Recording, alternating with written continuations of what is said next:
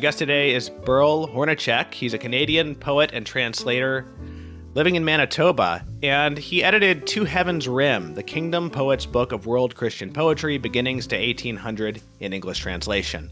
And it's a wonderful anthology. From what I understand, it's the only anthology of its kind collecting Christian poetry from other languages around the world for such a great time period. So I really enjoyed this. I will say this would make a great Christmas gift to anybody in your family who's interested in poetry. And so it's timely that we're discussing this in December. Earl, welcome to the podcast. Well, thank you so much for inviting me on, and your kind words about my book. This anthology, why don't you just give us the rundown on how this came about and what it is, basically, if there's anything more to say about the concept other than what I already said. What I've noticed is that a lot of people they know the sort of Christian tradition, if they're Christian writers or they're Christian teachers at universities. They obviously know the tradition in English. They know John Milton, they know John Donne, they know T.S. Eliot, Les Murray in Australia, all of these poets in the English tradition, but they don't really know about poets outside of English. And I mean, there are a couple of exceptions. Of course, Dante is one of them, and St. John of the Cross is another one that's known quite widely. And then you might sneak in Petrarch a little bit as well. But so much of this stuff is just not known at all to all of these people, even though it has even though the quality is extremely high. These are often poets who are the sort of the greatest in their particular language. And I wanted to also mention that I think this anthology is particularly of interest to Catholic readers and Catholic writers as well, because um, the English tradition of Christian and religious poetry tends to be sort of lopsided towards the Protestant end of things. And there are some exceptions there, obviously. There's actually is quite a bit of Catholic poetry in English, but um, the sort of golden age of English poetry kind of coincided with the switch from official Catholicism to Protestantism. And so, um, you know, when we talk about or when we think about the metaphysical poets like John Donne or George Herbert, um, those are the big names, and then you might have somebody who there's a Catholic. There are some Catholic poets in that tradition, such as Southwell and Crashaw, but I don't think they're quite of the same eminence as Herbert and Donne. And so I think that Catholic poets and Catholic readers looking for some equivalents um, might have to look, at many of these poets in this anthology. As I've mentioned before, I think all but a handful of the poets in this book would be considered Catholic by Catholic standards. Yeah, and that's very interesting. You're a Protestant, right? Yep. So you put together this book, but because it's so much of it is from continental Europe and Yep. elsewhere, and because of the history of it, I mean, if Hmm. it was including modern English poetry, then the percentages would look different, obviously. Yep. But yeah, that's very interesting. There is some Old English, a little bit of Old English in this Yep. anthology, though, Yep. right? Yeah. As I mentioned in my preface, I kind of consider Old English really a separate language. The relationship with modern English is something like Latin to Italian. They've kind of diverged enough to think of them as basically separate languages. There are some Middle English poets who are Catholic as well. Most notably, I would say the Pearl poet and Geoffrey Chaucer. And but those, of course, would be before the Reformation. And Right. And Middle English, Middle English poetry, uh, some of it, depending on the sort of the dialect, can be read, with relative ease by a yeah, modern English reader. In other words, you can learn to read Chaucer in a couple weeks, and with the help yeah, of some helpful notes. Not so with Sir Gawain and the Green Knight. You can't really just yeah. sit down and read that. That is closer to being a different language. Well, I do think that readers should give the Pearl poet.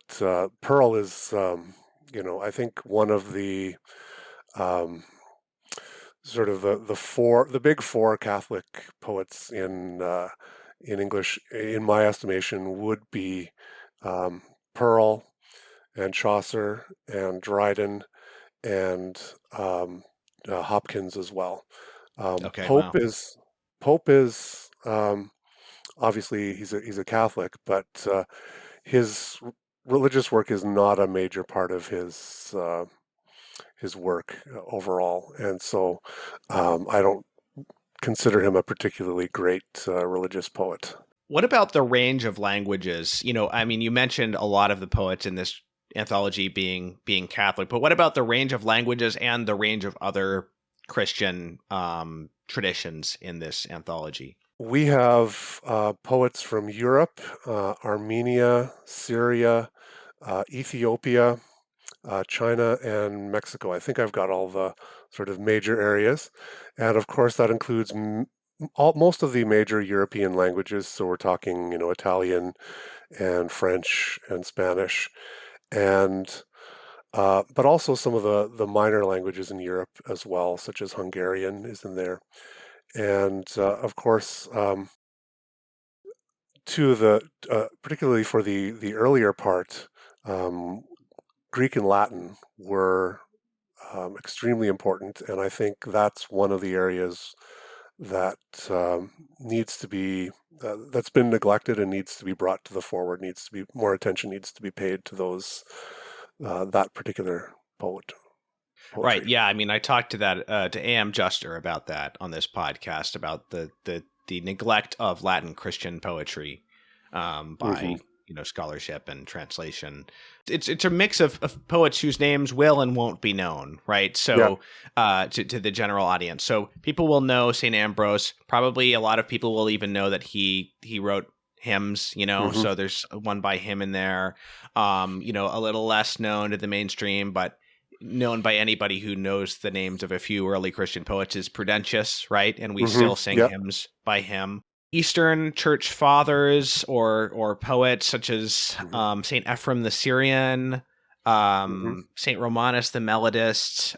Both there's some poet, pre and perhaps even some post schism Orthodox poets. I don't know. It's Hmm. mostly pre schism, is it not? Like it's the Eastern Yeah. Catholic tradition. Yeah. There is one that the Dana Joya said to me that an anthology is always a book where your favorite poem or favorite poet is missing. And someone, Simeon the New Theologian, is not in this book, but that would be probably the most prominent Greek post-schism poet and theologian as well. And pre-schism, of course, Saint John of Damascus is a part of this. He's an absolutely fantastic poet, and um, so those are some of the, the names that come up. And there's Irish, medieval Irish stuff, and Hmm. but then also there's stuff from what I want to say Methodist tradition, or maybe there somebody who Yep. was a Methodist and then became a Mennonite or something like that. Um, Well, there is one Mennonite poet who converted to Catholicism from the okay, that's Netherlands. right. Yeah. Yeah. There are uh, two poets from Welsh who Hmm. were Welsh hymn writers. Those come right at the end of the book, and those were Methodists. But it's a little bit strange. In Wales, the Methodists are Calvinists, uh, which is not the usual thing. Um, So they're Welsh Methodists. That would be Anne Griffiths and William Williams Pantasealan. Right. Well, I mean, another interesting thing is looking at the short little bios of the poets. Uh, a number of the poets from what were perhaps at the time Protestant or partially Protestant countries during Hmm. the wars of religion or whatever times of religious upheaval, uh, were people who converted to Catholicism actually, which was Hmm. kind of Yeah, interesting. There are at least a few of those. Um, yeah, and I'm probably going to butcher his name. I'm not fluent in pronouncing Hungarian names, but uh um, I'll just pronounce it. Balint Balassi was a convert Okay. from Calvinism to Catholicism, and we previously mentioned Joost van den Wandel, who I hope I'm also not butchering their name, but Right. yeah, He wrote the verse play Lucifer, which was apparently an influence on Milton's Paradise Lost. I just actually I ordered a copy after reading the excerpt of yeah, that, and it just arrived. What else? I mean, there's a Filipino poet. yeah, There's Czech stuff, yeah. um, and so it's quite interesting. And I suppose a good percentage of the poets must have been or were clergy as well. Isn't that right? I would say so. I think that's particularly true of the earlier stuff, where you have a bunch of saints, Right. and a lot of them are well known as being part of the church hierarchy in some form or another. Right. As well, I'm thinking of the Czech poet Brdel. Was a Catholic priest and a missionary to the Protestant parts of that Central Europe area. And the Chinese poet and painter Wu Li was a priest as well, and then served a Chinese congregation back in China. And the Filipino poet that you mentioned, Balin, he was also a Catholic priest. And those, so Burdell, Balin, and Wu Li were all later. They were clergymen, but they weren't saints or church fathers or anything like that. But there continued to be quite a few clergymen who were Right. part of this, and even among the Protestants as well. There's a good number that were either Lutheran bishops or things of that nature as well. Right.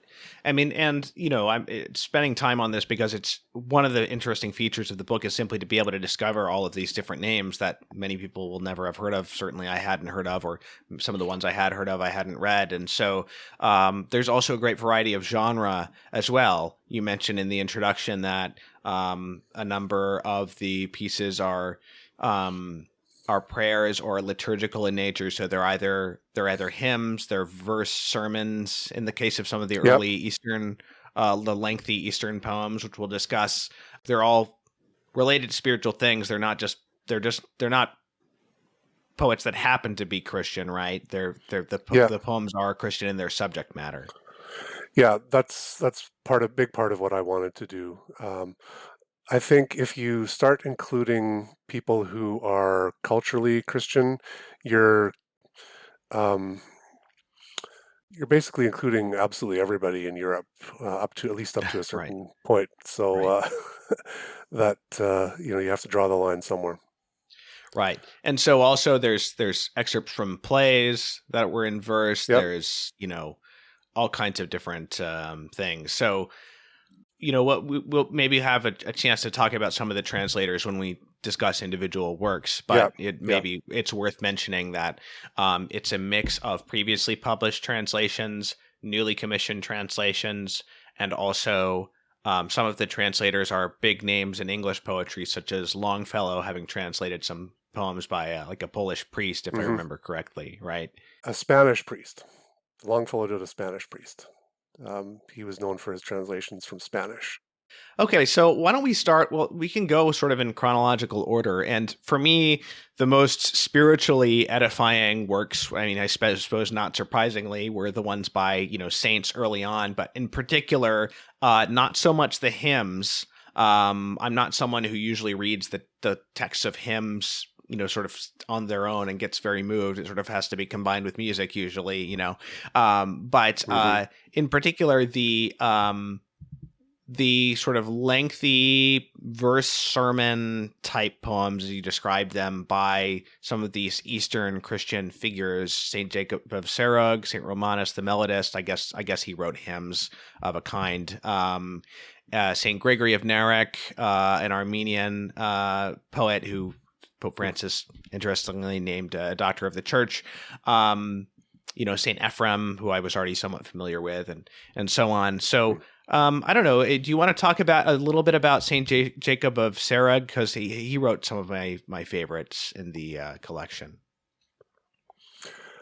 Well, not a lot is really known about his life, and that's true of a good number of these earlier writers, except when, of course, they were um, known for other things. So we know a decent amount about Saint John of Damascus or something, but Right. we don't know that much about Jacob. Um, he wrote in Syriac, which is a version of Aramaic. So this is a Christian community that is still speaking the language of Christ. And as far as I understand it, Aramaic is often still the liturgical language for many of the Middle Eastern Christian groups, even if they speak Arabic in their day-to-day life. Um, Now, the excerpt that I included is from some Marian poems by Jacob, and I think I'll just start reading. This is the section entitled "Mary Second Heaven," and the titles here are the translators. They're not they're not in the original, but I still think they're useful to get a little bit of a handle on what's going on. So starts off. He is great while not diminishing in his small state. And if he had feared lest he be reduced, he would not be great. If the small womb of Mary had not contained him, heaven, which is greater, would have held him, and he would have been contained. Because he dwelt in her womb, it is known that he is without limit. Heaven and earth are small for him to dwell in. If a small place had been too small for him, and a big one too big, he would not have been great, because in a small place he would be contained. And because the great heaven and a small womb are worthy of him, by this he makes known his incomprehensible greatness. There is no place in the bosom of his Father which is not filled with him. But because he dwelt in a womb, he did not overflow from it, because he was filling it all. The stretches of heaven are not vast for him, because he is bigger than all. The humble maiden is not small for him, because he extends and contracts himself. He descended and dwelt in her, and her small womb was large for him, for a small place cannot straiten or constrain him. Heaven and Mary were for him equal when he dwelt in her, yet not equal, for to the one who beholds her, Mary is greater. Heaven is the throne, and Mary his mother, and behold, they are not equal, for the throne does not resemble the mother, because the mother is greater. Heaven and Mary singly, he chose the both of them. He made one of them a throne and the other a mother. I will not call heaven Mary, lest be dishonored, mother of the king by the name of his throne, and he became angry with me. So this is the ending of that section. She was a letter in which the secret of the Father was written, which by her flesh he revealed to the world, that the world might be renewed by it. O letter, it was not a case of it being written and then sealed, but it was sealed first and only then written, a great wonder. For while it was sealed, it was mystically written. Although not opened, it was read clearly. She became a letter, and what was written on her is the word. When it was read, the earth was enlightened by its tidings. He stooped to lowliness because it was easy for him, but his greatness rushed after him, that he be honored by it. So with this piece, what is the genre actually? Like what is this? What purpose This is would this be serving? This would be a verse sermon, and Okay. so this, I'm not an expert in early Christian liturgics, so I don't know um, the exact spot that it would be placed in, but I assume it would be something like the in the position of the homily in a more contemporary liturgy. Anything else to say about these poems that we are this piece that you just read? Well, one other thing,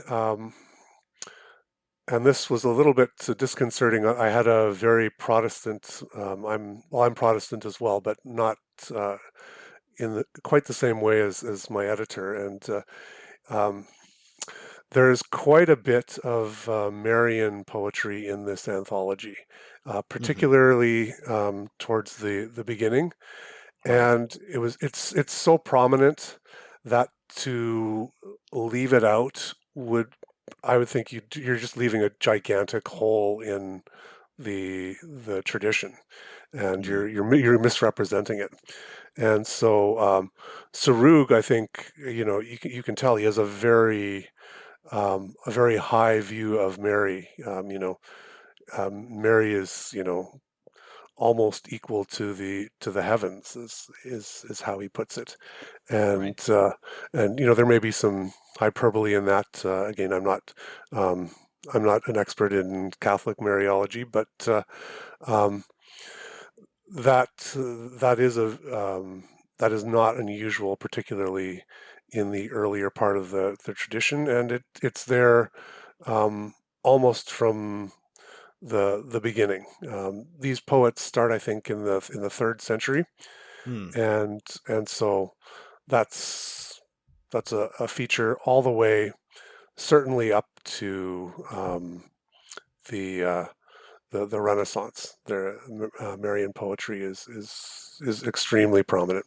Okay, so let's do one more of these Eastern poets. I want to talk about Saint Romanus the Melodist, and I will note that okay, so he's 6th century.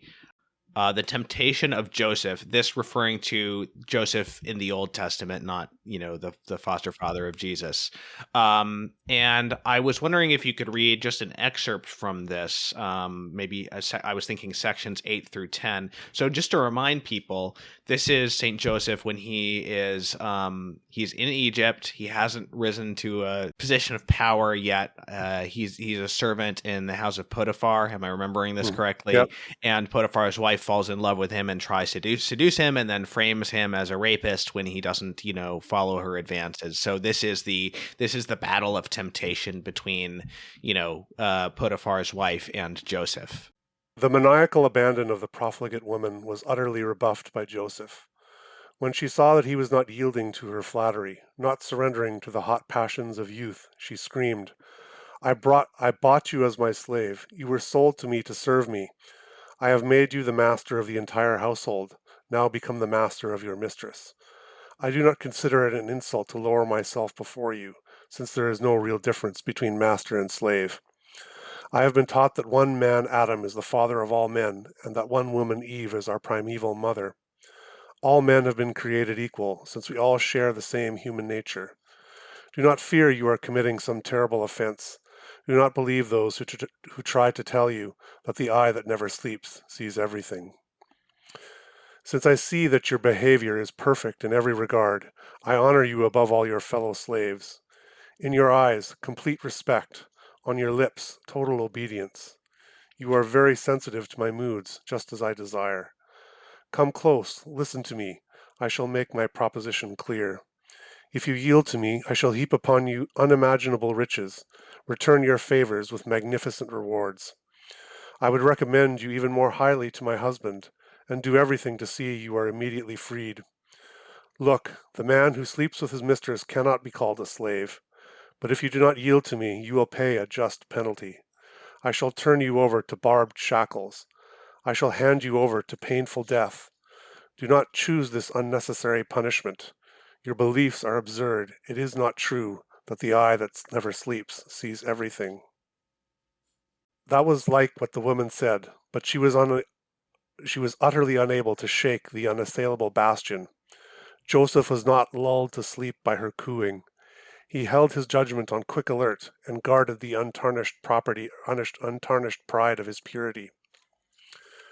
Everywhere he patrolled, he spied his frenzied mistress. She had dismissed everyone else from the palace. She had come to single combat. She shouted, "How long must I endure your insolence? This is the moment for me to revel in the bed I have desired. There is absolutely no one in the palace. Nothing can prevent my words from becoming deeds." She flung these spears of fire down at him, but she did not ignite his passion, for from his heart he poured forth streams of self-control to smother her lewd intimacies, because the eye that never sleeps sees everything. It's just so awesome, and it's much longer than that. I mean, Yeah. it just goes on, but like it's this just great gloss on the passage, you know. Mm-hmm.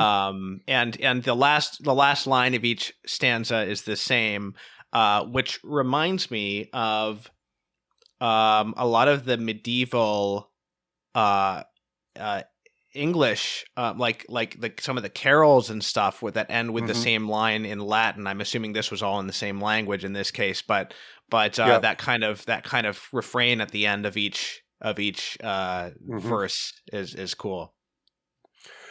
And one thing that stands out to me as well is that this has a little bit of Homer in it. The combat between the between Joseph and his master's wife. There, Hmm. it's kind of a bit of a showdown, and the the Greek poets here would have had a full education in the Greek classics at this time. So these all of these poets writing, all of these Christian poets writing in Greek were um, referring back to or taking as their model many of the classical Greek poems and poets. Well, I think that young Zoomer men would just eat this poem up. I think that they would, you know what I mean? I think they would find it very based. So Yeah, it's a really fun read. yeah. No, I it's one of the longer pieces in the anthology, but I felt I Mhm. just had to include it. It was so good, and so I made a little extra space for that one. So let's get into some metrical translations. And I will say that among my favorites in terms of just the quality of English poetry in this anthology were the translations by Frank O'Connor of some of the Irish, like medieval Irish pieces. And I was hoping we could look at Prayer for Recollection, which is an anonymous 10th century poem. Sure, and so this is a prayer for recollection. How my thoughts betray me, how they flit and stray. Well they may appall me on great judgment day. Though the psalms are through the psalms they wander, roads that are not right, mitching, shouting, squabbling in God's very sight. Through august assemblies, groups of gamesome girls, then through woods, through cities, like the wind in whirls. Now down lordly highways, boisterously they stride, then through desert pathways, secretly they glide. In their whims unferried, over seas they fly, or in one swift motion spin from earth to sky. Lost to recollection, near and far they roam, from some monstrous errand, slyly they slink home. Where are the ropes to bind them? Who has fetters fit? They who lack all patience cannot stand or sit. No sharp sword affrights them, nor any threatening whip. Like an eel's tail, greasy, from my grasp they slip. Lock nor frowning dungeon, nor sentineled frontier, town wall, sea, nor fortress halts their mad career. Christ the chaste, the cherished, searcher of the soul, grant the sevenfold Spirit, keep them in control. Rule my thoughts and feelings, you who brook no ill, make me yours forever, bend me to your will. Grant me, Christ, to reach you, with you let me be, who are not frail nor fickle, nor feeble willed like me. Yeah, that's very charming. There's another one, priest rediscovers his psalm book, which is Hmm. sort of treats his old psalm book or breviary or whatever it is as a long lost lover, Hmm. that he spent many nights with, and very charming. And you know, so these were written in Irish. These were monks, but they were not written in Latin, Hmm. right? These were written in the Irish language. These were in Irish, yes. So there was a vernacular tradition here, um, before in some other places, maybe. I mean, you had Old English Yeah. poetry and Middle English poetry, obviously, but Um, I think that the in in that space between sort of the church fathers and late antiquity and the sort of the high Middle Ages, you had uh, basically, I think, three sort of mini revivals of learning. One was in Ireland. Uh, one was in England. You might say two of them were in England, but the one was the sort of native Anglo-Saxon uh, uh, work and poetry in that language, and then there was the Latin, um, which kind of went from Charlemagne, but there were a lot of connections there between Charlemagne and people in England as well. So I think the Irish and the Anglo-Saxon really are the main um, sort of early vernacular poetic traditions in Europe. and would this Irish stuff, would it have been written in meters that are kind of recognizable to us as meters in English poetry? I'm not sure about the meter. I know that the original is in that rhyme scheme. So, Okay, uh, and again, I am not an expert in in Irish metrics, but you can tell yeah, from looking on the page that it has the exact same, basically the same line lengths and the same yeah, rhyme scheme. okay. Now, so who's Frank O'Connor? I wanted to ask about him since I liked his translations.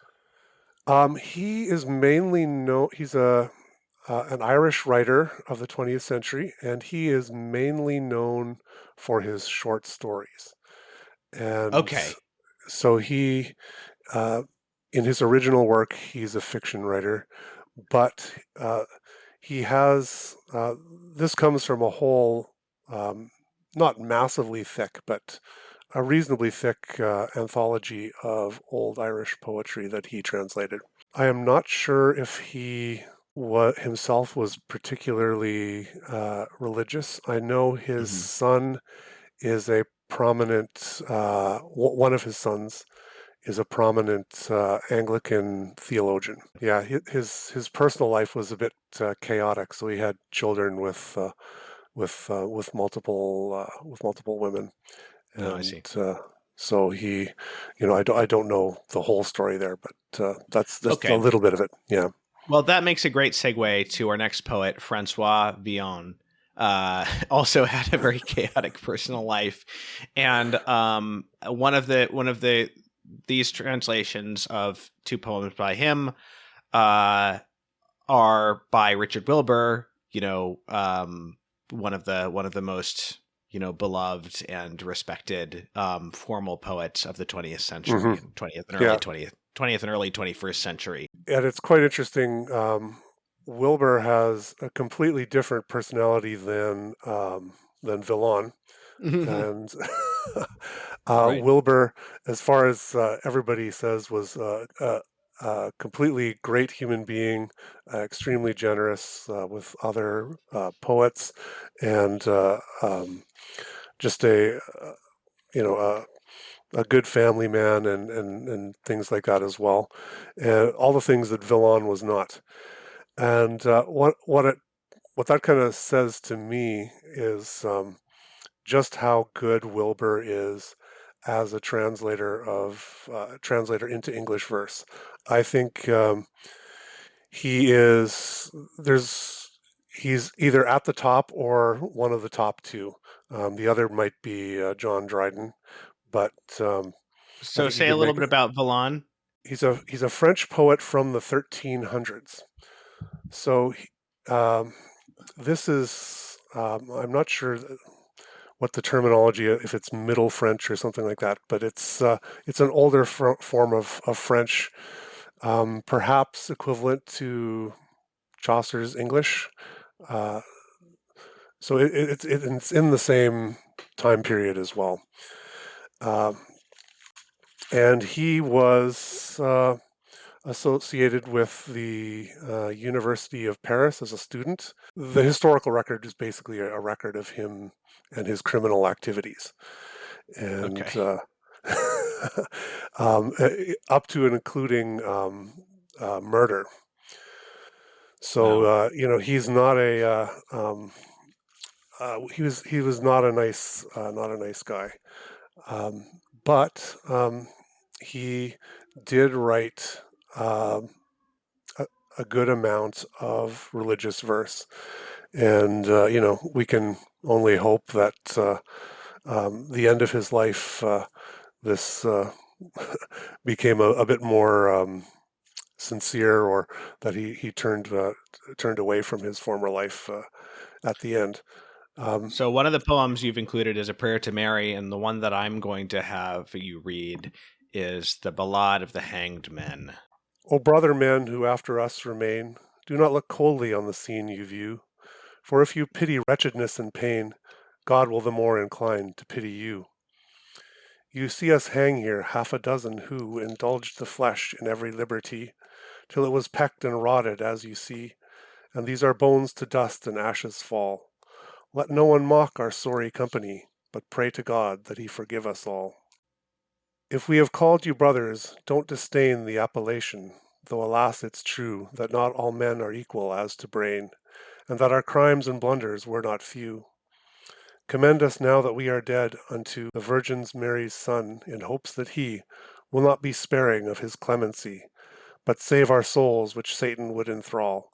We're dead now, brothers, show your charity, and pray to God that he forgive us all. We have been rinsed and laundered by the rain, and by the sunlight dried and blackened too. Magpie and crow have plucked our eyeballs twain, and cropped our eyebrows and the beards we grew. Nor have we any rest at all, for to and fro we sway at the wind's fantasy, which has no object, yet would have us be pitted like thimbles at its beck and call. Do not aspire to our fraternity, but pray to God that he forgives us all. Prince Jesus, we implore your majesty to spare us hell's distress and obloquy. We want no part of what may there befall, and mortal men, let's have no mockery, but pray to God that he forgive us all. And I hope I did Wilbur justice. It's he is the absolute master of metrical verse. I Hmm. think technically he is up there with anyone. Yeah, that's great. Vittoria Colonna, poet that I was not familiar with. I had probably heard her name before, and she was a friend of Michelangelo, wasn't she? She was, yes. And you've got a lot of poems by him in the book. It's worth mentioning as well. Yes, and uh, he's one of two what we call poet painters. The other would be the Chinese Wu Li. But Michelangelo, I think, mostly wrote poetry towards the end of his life, Hmm. and he and Colonna would exchange poems. That many of her poems were written to him, and his poems were written back to her. Wow. Um, I don't think any of the ones that are in my book are part of that, but it's definitely they were quite close. And who was she? She was the wife of a uh, well-known nobleman and general, and so most of her life he was away from her. I think they had a good marriage, as far as I understand it, but it was not one where they spent a massive amount of time together. Oh, yes. Now I know the name of this man, Mark Antonio Colonna. He was an important commander in the Battle of Lepanto. I believe I'm sure that I've seen like statues of him yeah, and stuff before, yeah, like in yeah. Italy, He probably. was very important. Now, I'm going to be reading a translation by the Canadian poet Jan Zwicky, who I'll put in a little plug for her. She is a Governor General's Award winner, which is generally considered our highest poetry award, and is one of the more deserving ones, I think. And this is poem or sonnet 103. I am afraid the knot in which for years my soul has been bound up now rules. I write from habit, not because I am on fire. I am afraid the knot is tightly tied, and by myself. I'm proud and therefore dull. I think my days are useful, when in fact I waste them. Come then, flame of love, sear me from within again. Make me my song from silence and hoarse cries. God listens only for my heart. He cares nothing for my style. That's a good one because I mean it's the Christian poet, who is, reflecting on what it means to be a Christian poet. Yeah, I think, well, her friend Michelangelo isn't necessarily reflecting on himself as a poet, but he is reflecting on himself as an artist. And it kind of hits because it's him. He says that, that his art is, nothing compared to spiritual things. Hmm. And so, um, when you're at that level, you're sacrificing a certain amount. You really have to put things in perspective if you're on Hmm. that level. Hmm. Wow. And yeah, other people that have that same sort of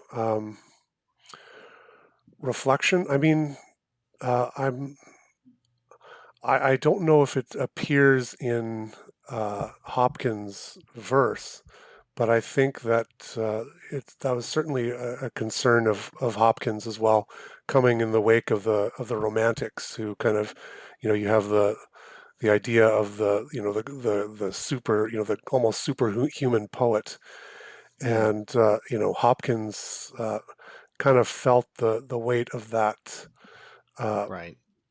that part of English poetic culture at the time. So I don't know if I can't remember any specific poems on that, but I know that it was part of his spirituality. Interesting. Interesting. Okay, so the next poet we'll discuss, and I don't know how to pronounce his name. I mean, it ends with Dubartas. I believe uh, yeah, it's Guillaume de Salis du Bartas, I think is Yeah. how you do it. So this is the first Protestant poet that we've discussed.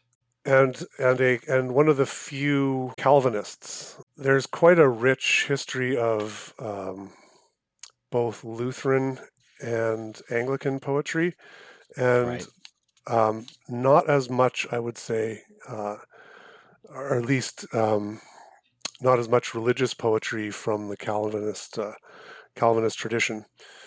Although um, I am working on volume 2 of this anthology, and that somewhat changes in certain cultures like South Africa. But for the most part, I would say that Calvinism was not as fruitful as some of the other religious traditions. Is volume two going to cover the last 2 centuries? Because this covers the first 1800 years. Yeah, this only goes up to 1800, and Okay. yeah, I want to bring things up to the present. So Dubartas was a French Huguenot, if that's how you pronounce Yeah, it. French Calvinist, courtier and poet. And what is this piece taken from? These excerpts that we're going to read. the week basically it's a poem on the creation week, I see. and this is from the seventh day. So, come, reader, come sit thee down by me. Think with my thoughts and see what I do see. Hear this dumb doctor, study in this book, where day and night thou mayest at pleasure look, and thereby learn uprightly how to live, for every part doth special lessons give, even from the gilt studs of the firmament to the base centre of our element.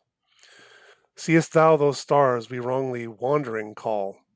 Through diverse ways they dance about this ball, yet evermore their manifold career follows the course of the first moving sphere. This teacheth thee that though thine own desires be opposite to what heaven's will requires, thou must still strive to follow all thy days God, the first mover in his holy ways. Vain puff of wind, whom vaunting pride bewitches, for body's beauty or mind's richer riches, the moon whose splendor from her brother springs, may by example make thee veil thy wings, for thou, no less than the pale queen of night, borrowest all thy goodness from the Prince of Light. And then there's a slightly later passage. This is sort of his continuation of the sort of allegorical reading of elements of nature, basically. O earth, the treasures of thy hollow breast are no less fruitful teachers than the rest. For as the lime doth burn and break in water, and swell and smoke, crackle, skip and scatter, waking that fire whose dull heat sleeping was, under the cold crust of a chalky mass, he that to march among the Christian host yields his heart's kingdom to the Holy Ghost, and for brave service under Christ his banner looks to be crowned with his chief champion's honor, must in affliction wake his zeal, which oft in calmer times sleeps too securely soft. And opposite, as the rich diamond the fire and steel both stoutly doth withstand, so the true Christian should, till life expire, condemn proud tyrants' raging sword and fire, or if fell rigor with some ruthless smart, a little shake the sinews of his heart. He must be like the richest mineral, whose ingots bend but never break at all, nor in thy furnace suffer any loss of weight but lees, not of the gold, but dross. Well, I mean, this piece strikes me as very continuous with the, it's by a Protestant poet, very continuous with the sort of the older, the Catholic. And I'm not saying that Protestants even abandoned this tradition, but just from what I know is the Catholic stuff, very continuous with the Catholic allegorical tradition and the Catholic sort of the bestiary tradition, the medieval tradition of reading the book of nature in these sort of symbolic, moralistic ways and stuff like that. Yeah. And I think it's important to remember that all of these early Protestants were formed by Catholicism. The break was not particularly far in the past. So that makes sense. So I don't want to get into too much about what the causation is, but if the Protestants did tend to get away from that sort of reading, and I think to a certain extent that is true.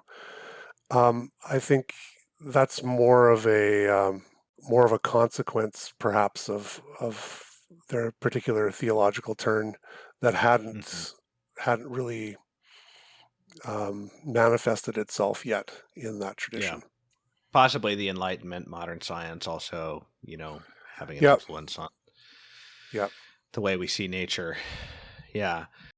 So let's talk about this. You've mentioned him twice already, the Chinese painter and poet Wu Li, who was a Catholic, a convert and a Catholic priest, and a Jesuit, in fact, right? Am I remembering correctly? Yeah. And so he is from, when is he from? He is from the 17th century, so that's the late 1600s into the early 1700s. Okay, and so this is interesting. I mean, from what I understand, he's a well-known painter in China as well. Like he's not just known to Christians or whatever. Yep. And the poem is it's a multi-part thing, singing of the source and course of Holy Church. And I mean, what's sort of interesting about it is it very much, from the very little Chinese poetry that I've read in translation, it does have kind of imagery and Hmm. allusions that seem very typical of Chinese poetry, while also bringing in, Christian theology. Yeah. So that's quite interesting. Yeah. And I mean, there are certain concepts like I don't know if they're concepts or images, but things like the way is quite prominent in his work, and he appropriates that for Christianity. And I don't think he does it in a particularly syncretistic way, but it does Hmm. uh, bring those aspects of Chinese culture which do, have a resonance with Christianity. He does bring those things together. Right. And by the way, this was true not only of, Chinese converts, but of the Jesuit missionaries from Europe to China. Was this attempt to adopt? I mean, they dressed in the robes of Chinese monks, Hmm. and they, tried to find ways to do the liturgy in the vernacular. And there was the whole Chinese rites controversy, which was shut down by the Pope at the time. In other words, Confucian, Hmm. showing worship not in the sort of adoration sense, but showing reverence for your ancestors in a kind of a liturgical Hmm. rite. Whether that was compatible with Catholicism, and the Pope at the time said they weren't allowed to do it, and then Leo the 13th, I think, later reversed that decision and allowed it, allowed the Confucian tradition to be Hmm. more blended into Catholicism. So I mean, it's very interesting to see that. I mean, that he was a Jesuit in particular as well, because those were Hmm. the people who were going over there, of course. Yeah, and I believe he trained in Macau.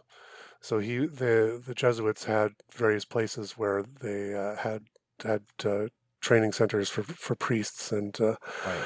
and you would probably know more about whether they had more native Chinese becoming priests, or if it was still mostly Europeans. Yeah. So this is I've marked out two short sections. They kind of stand on their own as poems.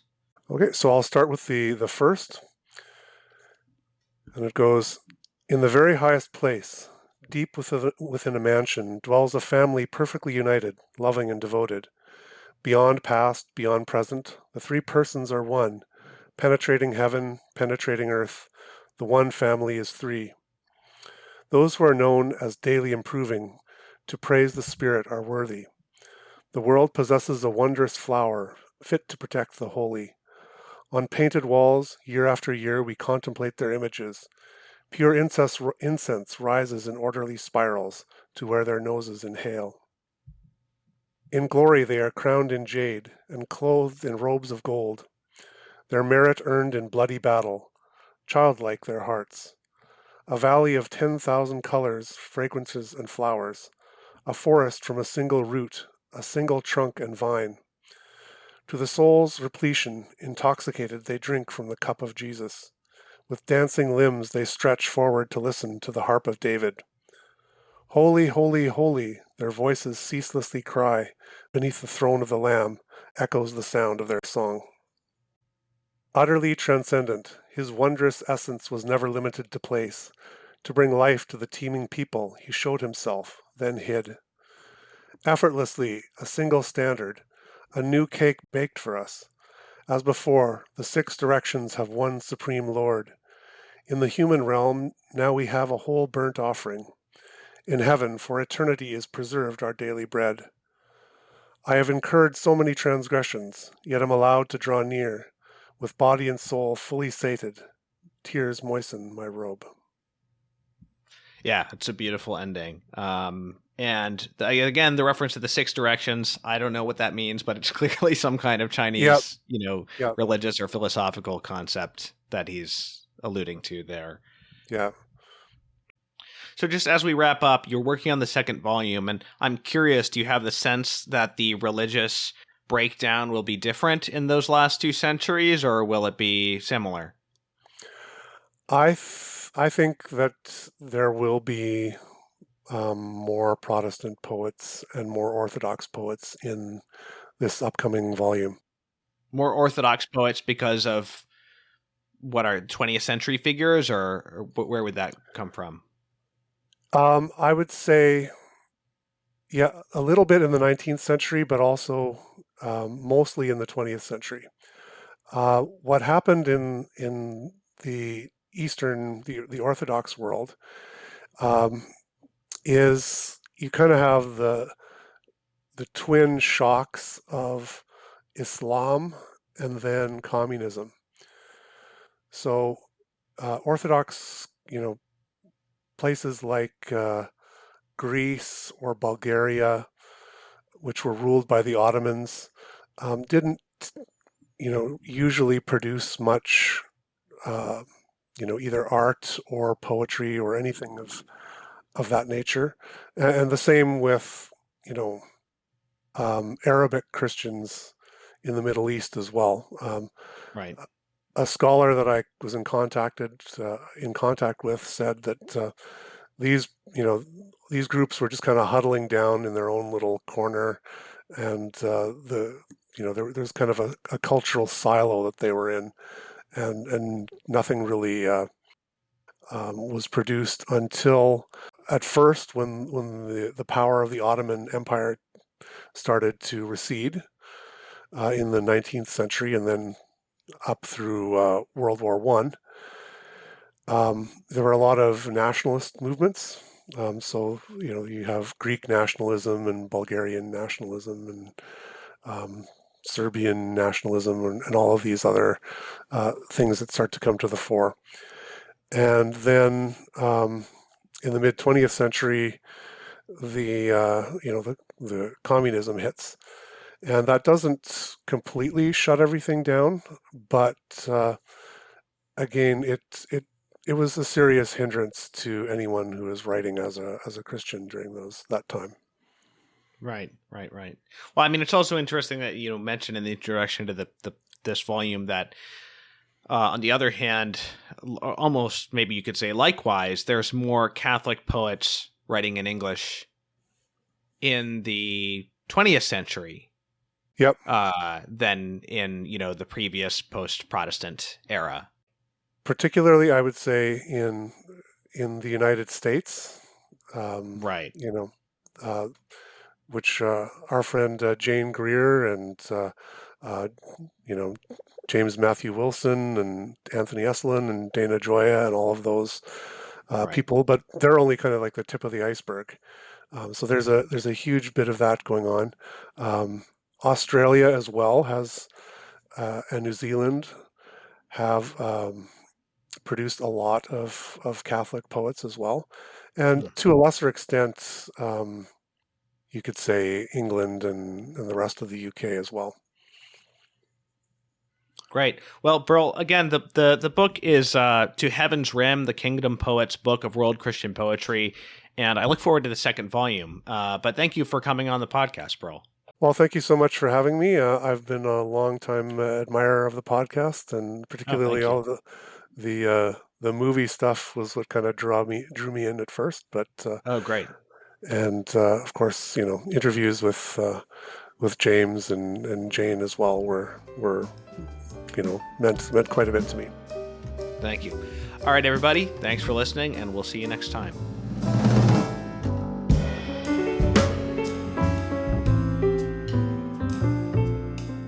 The Catholic Culture Podcast is a production of CatholicCulture.org. Check out our other podcasts, including Way of the Fathers, an early church history podcast hosted by Jim Papandrea, Catholic Culture audiobooks bringing to life classic Catholic writings, and Criteria, the Catholic film podcast featuring deep analysis of great films from a Catholic perspective. You'll find all of this, as well as Catholic news, commentary, liturgical year resources, and much more at CatholicCulture.org.